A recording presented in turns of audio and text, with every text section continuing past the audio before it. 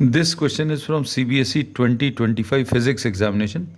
The statement of the problem says the current through an inductor is uniformly increased from 0 to 2 amperes. This is question number 31, 31B part. The current through an inductor is uniformly increased from 0 to, तो initial current I1 की value 0 है, I2 की वैल्यू 2 amperes है and delta T is 40 seconds. अब इसमें delta I की value will be the change in value of current is I2 minus I1. This is 2 minus 0 which is 2 amperes. तो delta I मिल गया.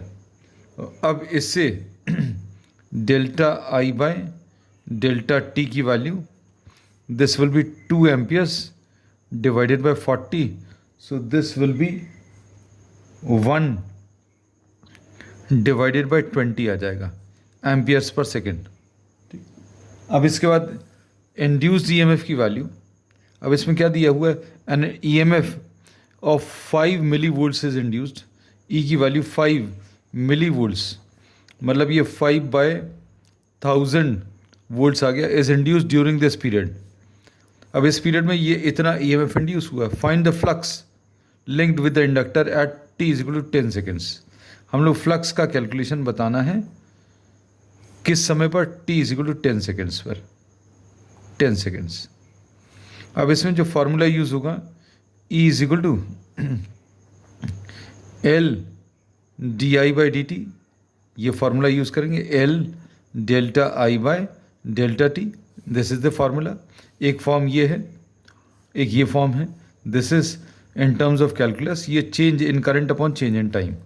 E की वैल्यू 5/1000 है is equal to L into delta I by delta T is what 1/20.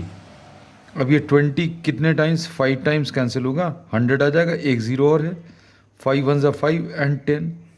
तो इससे L की value 1/10 आ गई. तो L की value is, the value of L is 1/10 और 0.1 हेनरीज. फिर इसमें इन्होंने फ्लक्स पूछा है, तो फ्लक्स की value, flux is equal to L into I, ये यूज़ करेंगे. अब ये फ्लक्स जो है ये टाइम के साथ चेंज हो रहा है, क्योंकि करंट भी टाइम के साथ चेंज हो रहा है.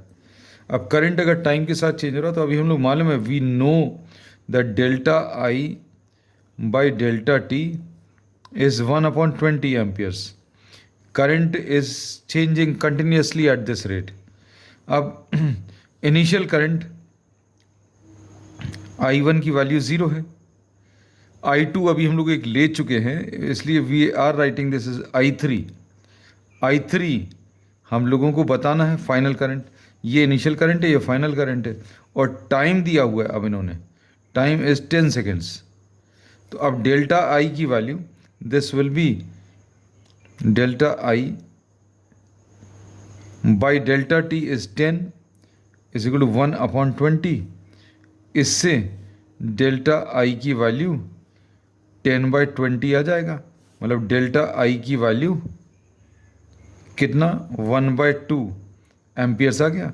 अब स्टार्टिंग में इनिशियल करंट, अब ये डेल्टा आई क्या है बेटा, इसमें delta I is final current minus initial current. Final current को अभी हम लोगों ने I3 लिखा है, तो IF ही लिखा रहने दे रहे. Initial current is 0, so we say that the value of final current will be 0 + 1/2.